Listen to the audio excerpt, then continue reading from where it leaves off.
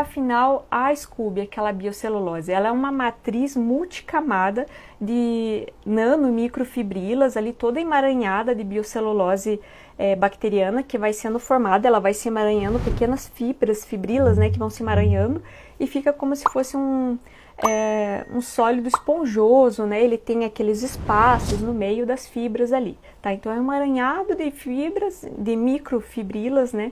E nanofibrilas que se formam, que são produzidas pelas bactérias. Eu já vou explicar um pouquinho como que funciona.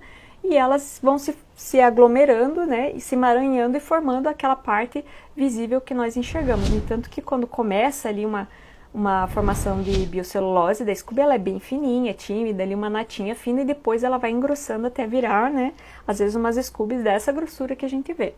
Então, isso é a partir daí que a gente vai entender o que é e como é formada essa Scooby.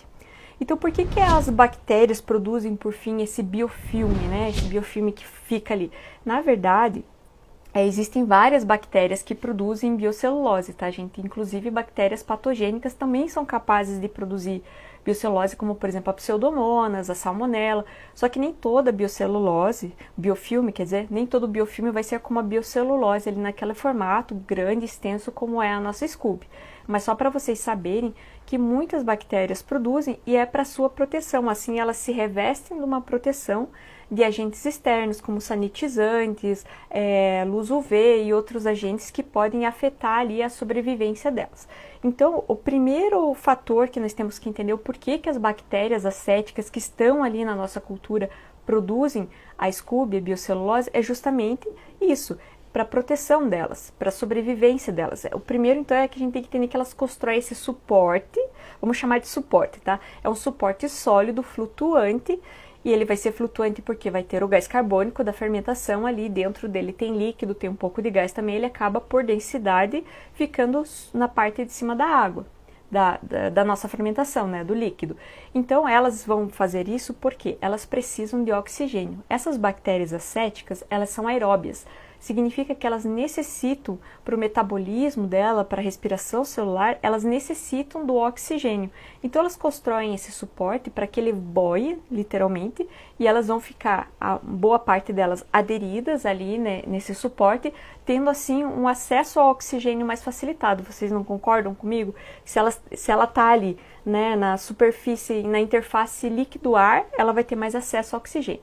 Eu já vi alguns estudos relatando que no início da fermentação a gente tem uma concentração muito maior de bactérias acéticas na Scooby, na parte sólida, do que no líquido, mas que ao longo da fermentação, a partir do 7º, do 8º dia, ocorre já um equilíbrio, porque vai tendo uma multiplicação muito grande dessas bactérias, então tanto no líquido como na Scooby acaba meio que se equivalendo à quantidade de bactérias que estão ali.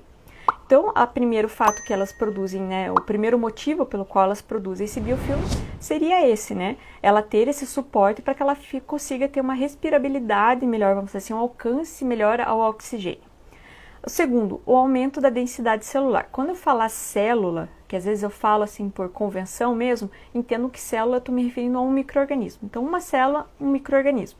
Então, o aumento da densidade celular significa que ali elas conseguem ter uma reprodução melhor, ficarem mais bactérias aderidas ali e com isso melhorar a fermentação e também aumentar o tamanho, né, a quantidade, o formato, a espessura dessa Scooby. Por isso que ela vai aumentando com o tempo, ela vai ficando mais grossa conforme a nossa fermentação. Até quem faz o vinagre de kombucha já percebe que sai aquelas Scoobies bonitas assim, né, perfeitas dessa grossura, justamente porque ficou ali parado muito tempo fazendo a fermentação e elas vão ir produzindo a Scooby. Gente, outro fator é que ele evita a desidratação celular. Como assim? A Scooby ela está ali encharcada de líquido, certo? Então aquelas bactérias que estão mais ali na superfície, elas não correm risco de repente ter uma desidratação celular, acabar morrendo, né, por uma desidratação celular, porque elas estão sim aderidas no sólido, às vezes na parte de cima do líquido, mas elas estão ali com toda aquela umidade, com toda aquela atividade da água ocorrendo ali. Então não tem esse risco delas sofrerem uma desidratação e morrerem, né, a célula secar e acabar morrendo por causa disso. Também outro fator bem interessante, que daí já fala da comunidade inteira ali da kombucha, é que essa formação da biocelulose, que parece uma tampa de cogumelo, ela protege da luz UV não só as bactérias, mas também as leveduras que estão ali, né? Todos os micro-organismos, porque para quem não sabe, a luz UV ela é um bactericida. Então é muito ruim, por exemplo, você deixar a tua fermentação próximo a uma janela, porque vai, por mais que não bata sol direto, vai estar entrando luz UV e a parte que não vai estar com a scooby do lateral pode pegar e sim prejudicar a tua fermentação. Então evite deixar próximo a janelas que pegue a luz natural, porque a luz UV pode sim interferir na tua fermentação. E também a scooby acaba sendo uma barreira física, tanto para a luz UV como para micro-organismos externos. Então, às vezes, um micro-organismo, um esporo que acaba caindo ali, ele não sobrevive e acaba sendo até eliminado por competição, pelo pH, e ele fica ali, ele não vai para o líquido. Então, é uma barreira externa também, é uma barreira física para evitar contaminações. Também, outra coisa interessante é que ele protege as leveduras que estão mais ao fundo no líquido. Como assim? As leveduras, elas são o contrário das bactérias, elas são anaeróbias, elas precisam da ausência do oxigênio para que elas possam fazer esse metabolismo da fermentação e produzir o álcool e o gás carbônico. Então elas vão estar mais na parte de baixo do líquido, em maior concentração, vai ter algumas até ali na superfície, sim, vai ter, mas a concentração maior delas vai estar mais embaixo, até porque o peso das células de leveduras é muito maior. Uma levedura é muito maior que uma bactéria, então ela tem um peso maior, ela tende a ficar mais ao fundo.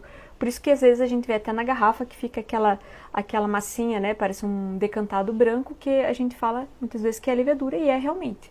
Então as leveduras vão estar mais embaixo e vão ali ficar protegidas do oxigênio. E a scooby, ela faz com que ocorra mais essa vedação ali do líquido, então o oxigênio acaba ficando realmente mais na parte de cima e mais embaixo acaba ficando um ambiente mais anaeróbico. É sim a presença do oxigênio que é propícia ali para as leveduras produzirem então o gás carbônico e o álcool.